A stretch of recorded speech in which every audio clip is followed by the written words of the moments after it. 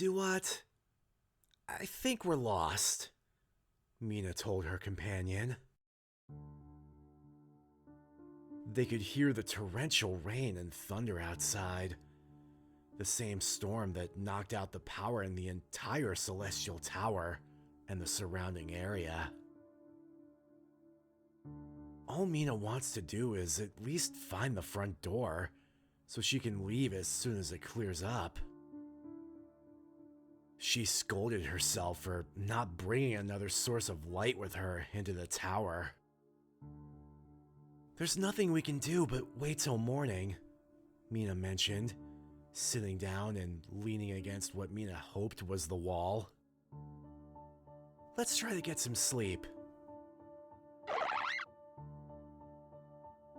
After numerous unsuccessful attempts to get some sleep, Mina just sat where she was, idly petting her sleeping Duat and checking the time on her cross transceiver every few minutes.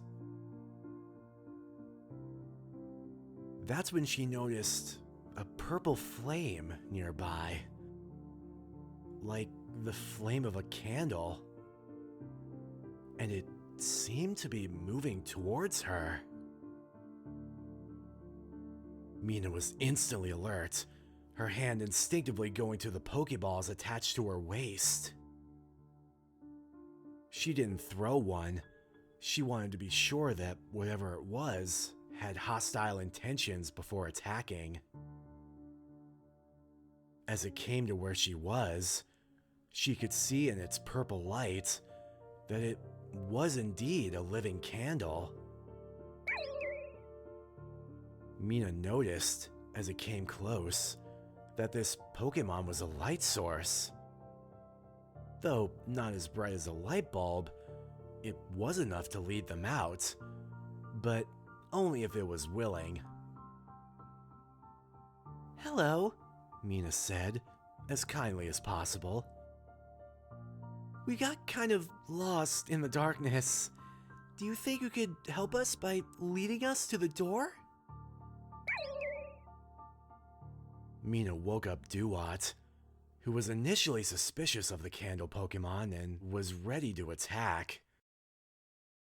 But after Mina told him that Litwick agreed to lead them out, he calmed down and allowed the candle to lead the way. Initially, Litwick used its light to make sure they took the right path and didn't trip, as well as leading them through the maze of gravestones to the stairs. But as they went, it became harder and harder, until both Mina and Duat were breathing heavily. After a bit more, Duat suddenly fainted. "Litwick, come over here. I need your light to check on Duat," she called to the Litwick. It turned and came back, and Mina was able to see that he didn't just faint. It was more like his energy was sapped. "Duat, can you hear me?" Mina called, shaking him.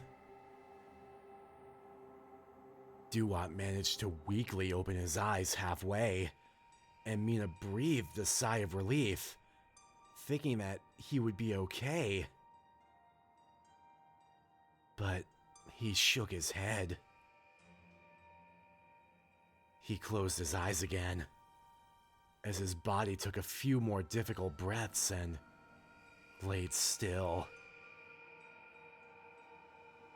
Tears came to Mina's eyes as she realized that her Duat, her beloved Pokemon that she had since Juniper gave him to her as a present, was dead.